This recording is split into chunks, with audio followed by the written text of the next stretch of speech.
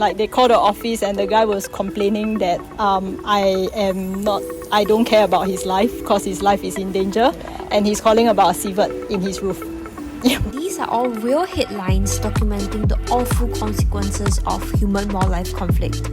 As our city continues to develop and urbanize, such encounters with wildlife are becoming more and more common. While many interactions are harmless, in some cases they can lead to negative results, such as loss of property, livelihoods, and even life.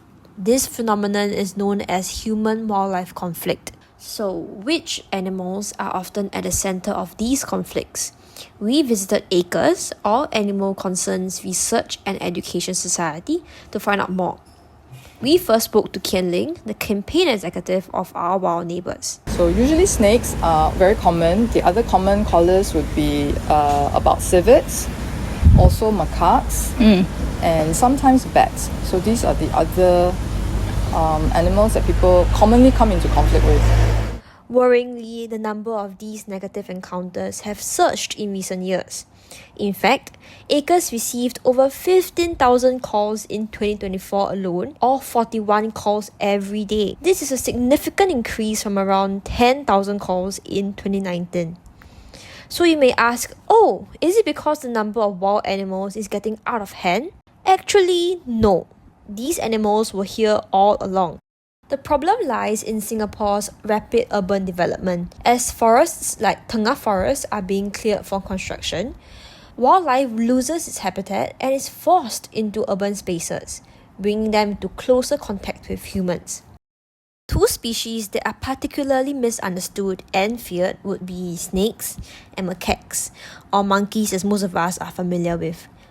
Kian Ling and Jesvik, campaign manager of Our Wild Neighbours, shared some common misunderstandings Singaporeans hold against these two species. So people would think that the minute they see a snake, that it's most likely going to injure them by biting them and injecting them with venom. For macaques, they always think macaques are aggressive. They want to take people's food on purpose, but the thing is they've been conditioned to do that because of feeding. These fears often stem from misconceptions cultivated from young and then exacerbated by sensational headlines that focus on framing these animals as aggressive and on the offensive, when in fact, these animals are often just defending themselves.